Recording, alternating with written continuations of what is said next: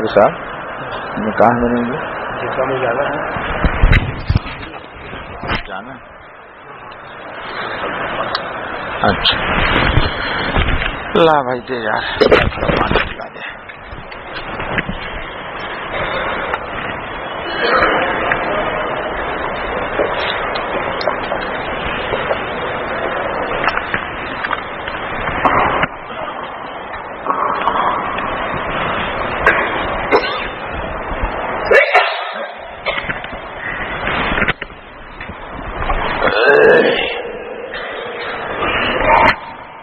الحمد لله نحمده ونستعينه ونستغفره ونؤمن به ونتوكل عليه ونعوذ بالله من شرور أنفسنا ومن سيئات أعمالنا من يهده الله فلا مضل له ومن يضلله فلا هادي له وأشهد أن لا إله إلا الله وحده لا شريك له وأشهد أن سيدنا ومولانا محمدا عبده ورسوله.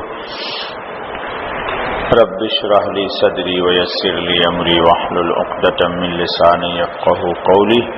رب اشرح لي صدري ويسر لي امري واحلل عقدة من لساني يفقهوا قولي. رب اشرح لي صدري ويسر لي امري واحلل عقدة من لساني يفقهوا قولي. يا رب زدني علما سبحانك لا علم لنا الا ما علمتنا انك انت العليم الحكيم.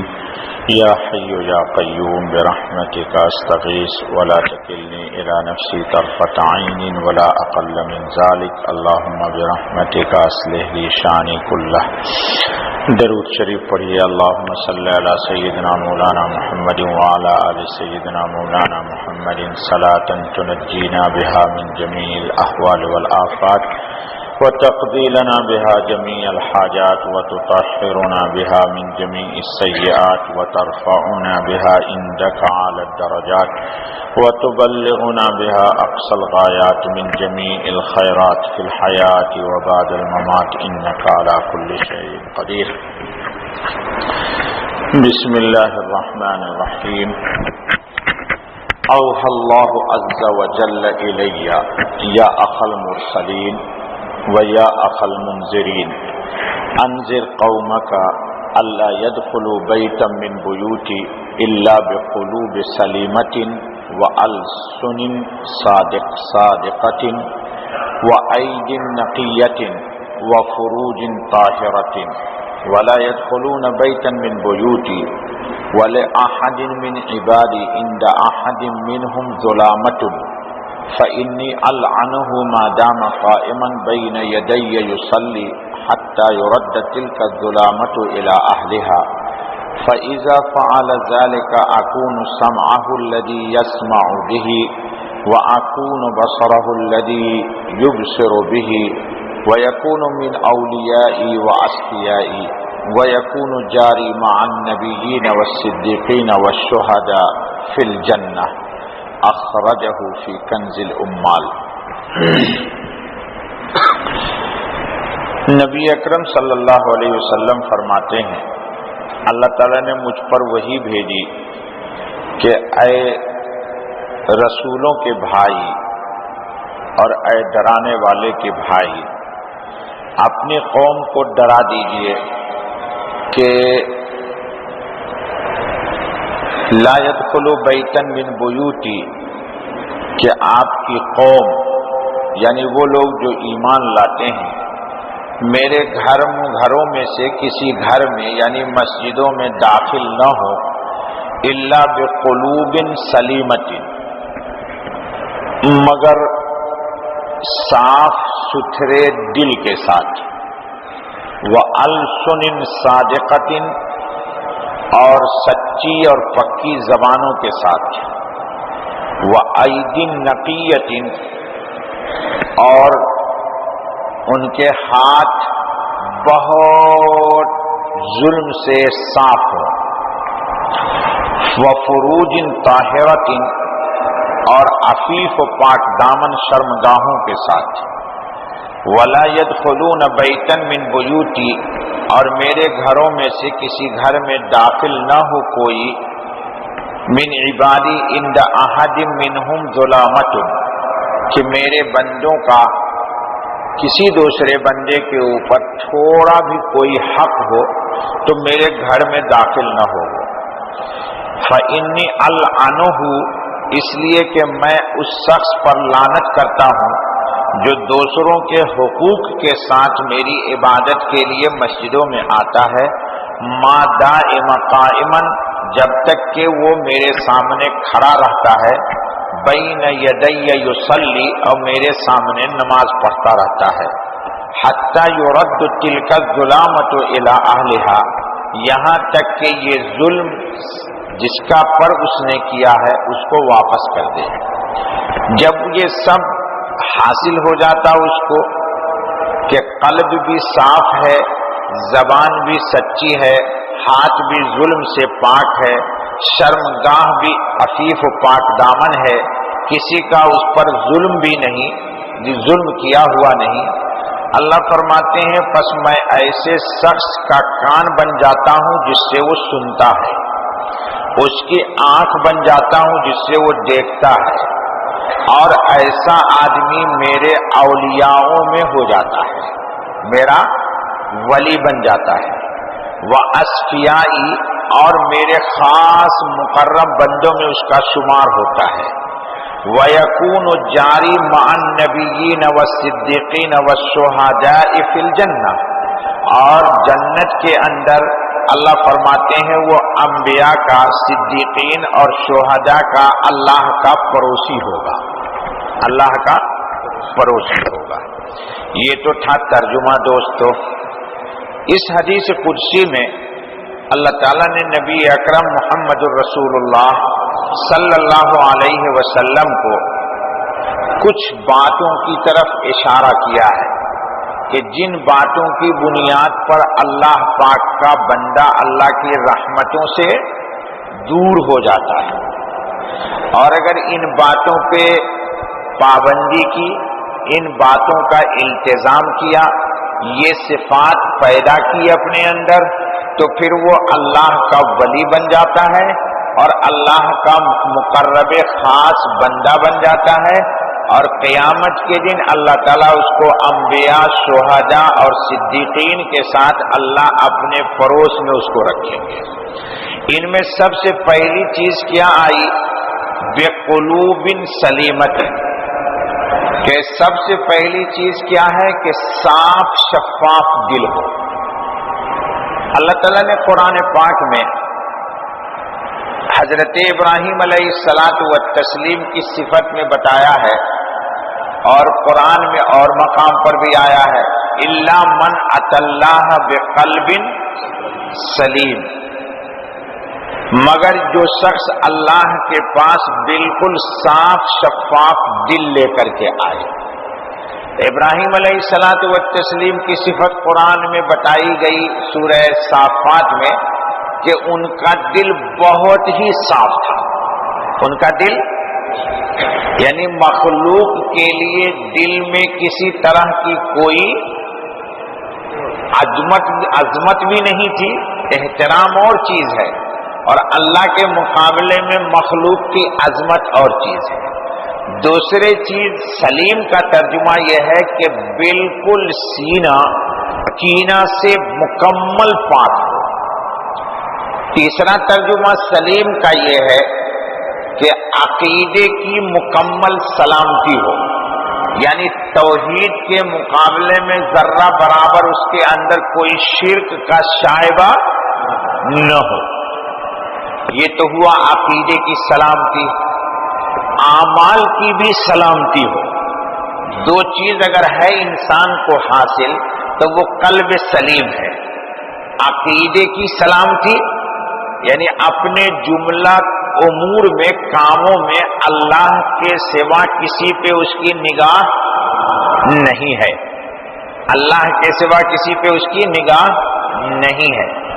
अगर किसी से कुछ होता हुआ नजर आता है तो भी इसकी निस्बत अल्लाह की तरफ करता है कि अल्लाह ने इससे ये काम मेरा करा दिया। आमतौर पर लोगों का जहन इस तरफ नहीं जाता। हम ये कहते हैं कि अल्हम्दुलिल्लाह भाई, आपका शुक्रिया कि आपने काम मेरा कर दिया। ہمیں یوں کہنا چاہیے کہ اللہ کی تعریف ہے کہ اس اللہ نے آپ کے دل میں بات ڈالی اور آپ سے ذریعے میرا یہ کام ہو گیا، آپ کا یہ کام، میرا یہ کام آپ کے ذریعے ہو گیا۔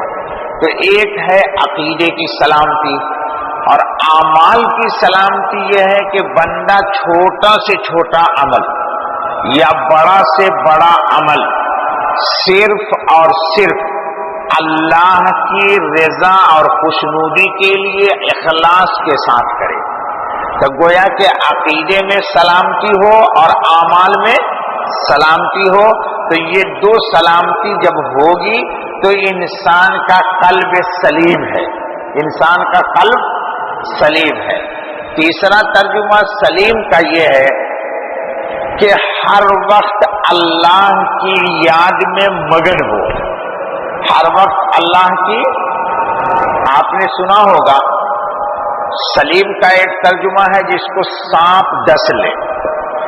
انسان کو جب سانپ ڈس لیتا ہے، اللہ نہ کرے کسی کو ڈسے، تو سانپ کے ڈسنے کے بعد ایک درد ہوتا ہے انسان کے جسم میں، خون میں تشنج کی کیفیت ہوتی ہے۔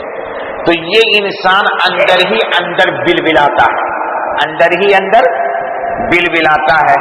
تو دل ایسا اللہ کی یاد میں اٹک گیا ہو کہ اللہ کے نام کے بغیر اس کے دل میں درد پیدا ہوگا، یعنی جب تک کہ اللہ کا ذکر نہ کر لے، اللہ کا نام نہ لے، اس کے دل میں درد پیدا ہو جائے، یا یوں کہہ دیجئے کہ اللہ کے ذکر میں ہی اس کے دل میں درد پیدا ہو جائے کہ اس کے دل کو چین نہ آئے۔ یہ انسان قلب سلیم کا مالک ہے، یہ انسان سیدھا سادہ ترجمہ صاف شفاف دل، جس کا ترجمہ میں نے کر دیا کہ سینہ کینہ سے بالکل ہی پاک ہو، صاف ہو۔ جس دل میں کینہ ہوگا، جس دل میں غل ہوگا، غش ہوگا، کھوٹ ہوگا، کسی کی طرف سے کوئی ذرہ برابر بھی بدگمانی ہوگی، وہ مومن کامل نہیں ہو سکتا، وہ مومن کامل نہیں ہو سکتا۔ جب تک کہ دل خالص اللہ کی عظمت میں رنگین نہ ہو، اس وقت تک کمال ایمان انسان کو حاصل نہیں ہوتا ہے۔ اسی لیے قرآن پاک نے تعلیم دی، ترغیب دی، ہم کو ہدایت دی۔ نبی اکرم صلی اللہ علیہ وسلم کے ذریعے قرآن میں ہم کو اللہ پاک نے ایک اصول بتایا۔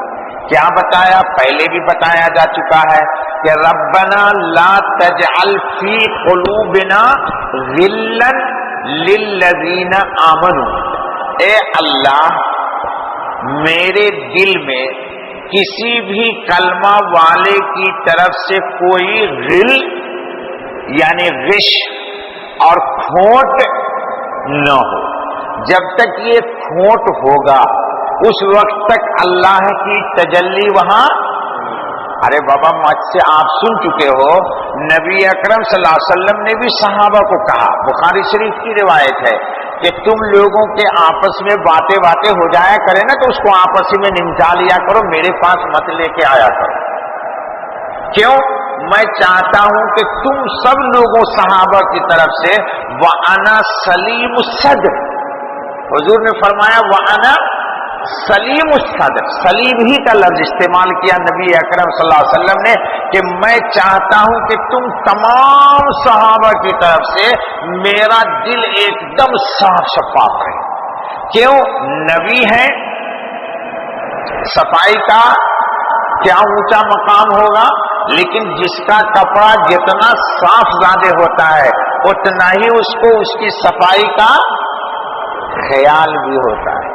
تو حضور نے فرمایا کہ آپس کی باتیں جو تمہاری ہوا کریں ان کو آپس ہی میں نمٹ لیا کرو، مجھ تک نہ لایا کرو۔ میں چاہتا ہوں کہ میں تمام صحابہ کی طرف سے سلیم الصدر رہوں، سب کی طرف سے میرا سینہ بھی ایک دم صاف شفاف رہے۔ تو دل میں جتنی صفائی ہوگی اتنی ہی اللہ کی تجلی ہوگی، اتنی ہی اللہ کا نور ہوگا۔ دل میں جتنی صفائی ہوگی اتنی عبادت میں حلاوت ہوگی، جتنی دل میں صفائی ہوگی اتنی ہی قرآن کی تلاوت میں اس کو لطف سرور آئے گا، جتنی دل میں صفائی ہوگی اتنی ہی طبیعت میں انابت بھی ہوگی، اتنی ہی طبیعت میں انابت بھی ہوگی، جو قرآن نے کہا ہے وَأَنِيبُوا إِلَىٰ رَبِّكُمْ۔ تو ان سب کا مدار طہارت قلب پر ہے، ان سب کا مدار دوستوں طہارت قلب پر ہے۔ قلب جتنا صاف ہوگا اتنی ہی زیادہ اللہ کے نزدیک اس قلب کی قدر ہوگی۔ نبی اکرم صلی اللہ علیہ وسلم نے بھی فرمایا کہ جسم میں ایک لوتھڑا ہے گوشت کا، اگر وہ درست ہے تو پورا، اور اگر وہ خراب ہے پورا جسم ہی خراب ہے۔ یعنی دل اگر بالکل صاف ہے تو اعمال جتنے ایسے دل سے ہوں گے وہ سب اللہ کو مقبول ہوں گے، اور دل میں جتنی خرابی ہوگی اسی اعتبار سے اعمال میں بھی خرابی ہوگی۔ اسی لیے قرآن پاک نے بار بار مختلف مقام پر تزکیہ قلوب کی بات کی ہے۔ قد افلح من زکاہا، قد افلح من تزکا، قرآن نے کیا کہا؟ اور نبی اکرم صلی اللہ علیہ وسلم نے بھی دعا مانگی، قاری صاحب کو بھی سنتا ہوں کبھی کبھی مانگتے ہیں، اللہم آتی نفوسنا تقواہا وزکھا فإنک خیر من زکاہا انک انت ولیہا ومولاہا۔ اے اللہ میرے دل کو تمام اخلاق رذیلہ اور تمام کے تمام اخلاق خبیثہ سے پاک کر دے۔ دل کی بیماری کیا ہے؟ حسد۔ دل کی بیماری کیا ہے؟ کینہ۔ دل کی بیماری کیا ہے؟ جی کبر۔ دل کی بیماری کیا ہے؟ حسد۔ دل کی بیماری کیا ہے؟ جلن۔ جلن سمجھتے ہیں؟ دونوں ہی آدمی ایک ہی فلائٹ سے آیا، ایک ایجوکیشن والا ہے ایک بغیر ایجوکیشن والا ہے، بغیر ایجوکیشن والا خوب کما رہا ہے، ایجوکیشن والے کو نوکری نہیں مل رہی ہے، بیچارہ کیا کرے؟ اب حسد ہو گیا، ایک ہی خاندان، ایک ہی سب کچھ، ایک ہی ڈگری، تو بھائی ان سب کا مدار ہے ذالک فضل اللہ، ذالک اللہ کا فضل جس کے ساتھ ہو جائے اس کے ساتھ عنایت۔ تو حسد کرنے سے انسان فضل میں اور پیچھے رہ جاتا ہے، اور حسد کو ختم کرنے سے اللہ کے فضل کے قریب ہو جاتا ہے۔ تو اس حدیث میں یہی تعلیم دی گئی کہ حتی المقدور کوشش کی جائے کہ دل کو بالکل صاف شفاف رکھا جائے۔ اب حدیث میں اس کا علاج بھی بتایا گیا۔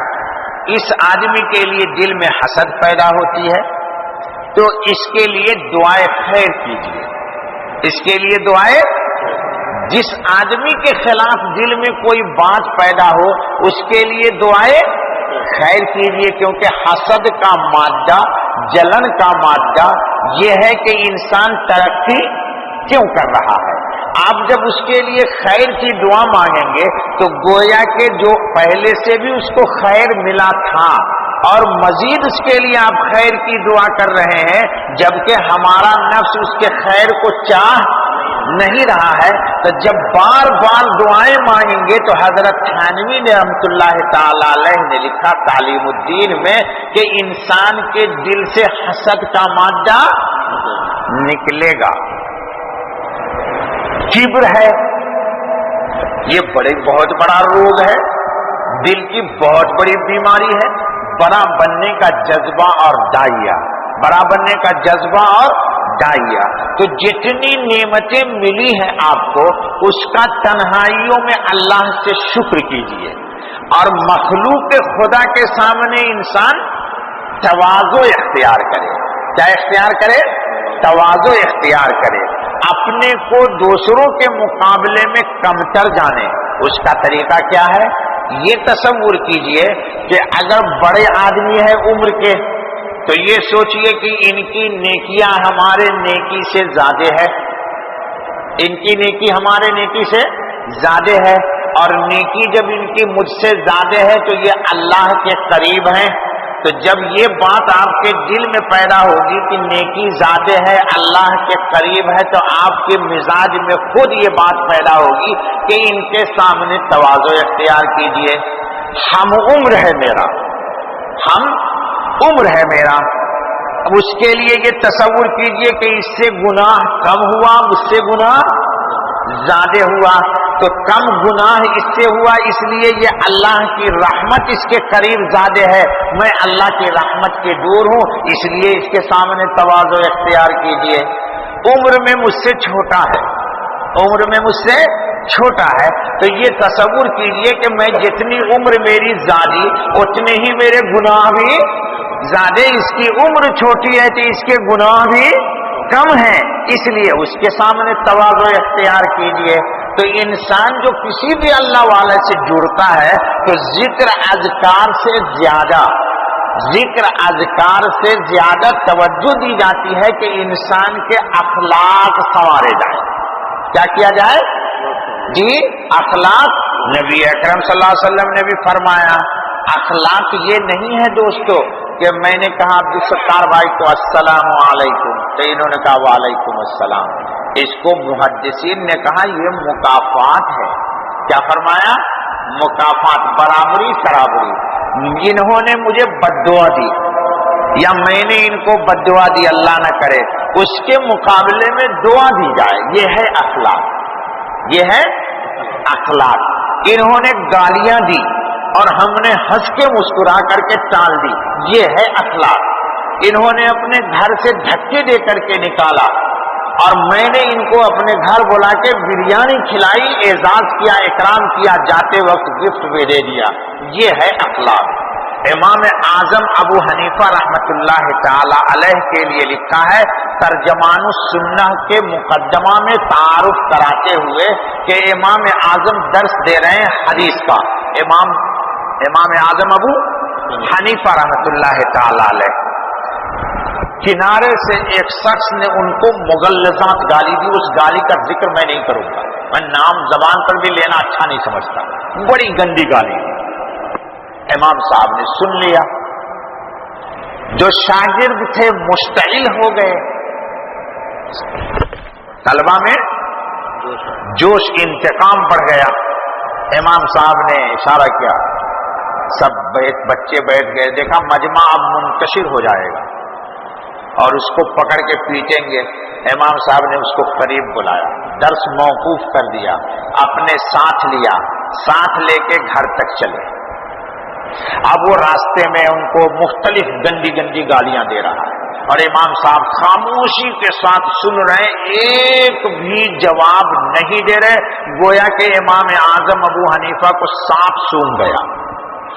وہ ایک سانپ ہوتا ہے ہم لوگوں کے گاؤں میں، ہم لوگ بولتے ہیں اس کو کریٹ، وہ جب پھونکتا ہے، کاٹتا نہیں ہے، پھونکتا ہے، وہ سانس میں بندے نے سانپ کے ہوا کو لے لیا، بس اس کا جسم مسموم ہو جائے گا، وہ بندہ خاموش ہو جاتا ہے، پھر دھیرے دھیرے دھیرے دھیرے دھیرے دھیرے آنکھ اس کی جھپکتی اور پھر مرنے کے قریب ہوتا ہے۔ خیر تو ہمارے یہاں اردو میں کہتے ہیں اس کو سانپ سونگ گیا۔ چل بھائی، امام صاحب کو سانپ سونگ گیا، یعنی کچھ نہیں جواب دے۔ گھر آ گیا، امام صاحب کھڑے ہو گئے، اس شخص نے خوب گندی گالیاں دی، پھر پلٹ کر کے کیوں کھڑا ہو گیا، چلتا کیوں نہیں؟ امام صاحب نے کہا میرا مکان آ گیا ہے، آپ کی خواہش ابھی مکمل پوری نہیں ہوئی، آپ کے جذبات کو تسلی تشفی نہیں ہوئی، آپ کی خواہش پوری نہیں ہوئی، اس لیے میں نے کہا اپنی آپ خواہش پوری کر لیجئے۔ جتنی گالی دینی تھی دی اس نے۔ یہ ترجمان السنہ کے مقدمہ میں جلد اول میں مولانا بدر عالم میٹھی نے لکھا ہے، دیکھیے گا کتاب میں۔ اس کے بعد جب وہ گالی دے ہوئے کر کے جی بھر گیا، چلنے لگا، تو امام صاحب نے کہا تھوڑی دیر رک جائیے، تشریف رکھیے، میں ابھی آتا ہوں اندر سے۔ ہم ہوتے، آپ ہوتے تو یہ لاتے نہیں، یہ نہیں لائے۔ امام صاحب اندر گئے، ایک تشت میں، طبق میں، قاب میں اچھی قسم کی اعلیٰ نفیس کھجور لے کے آئے اور کھجور لا کر کے گالی دینے والے کو دیا۔ اس نے لے لیا، چلا گیا۔ وہ بھی بڑا ڈھیٹ آدمی تھا، گالی دے کے بھی کھجور لے لیا، چلا گیا۔ واقعہ ختم۔ ایک زمانے کے بعد جب امام اعظم ابو حنیفہ رحمۃ اللہ علیہ کا انتقال ہوا ہے تو کسی نے خواب میں دیکھا ہے، دیکھنا میں نے حوالہ بتایا آپ کو، خواب میں دیکھا، پوچھا کیا ہوا؟ فرمایا اللہ نے مغفرت کر دی۔ کہا کس بات پہ مغفرت ہوئی؟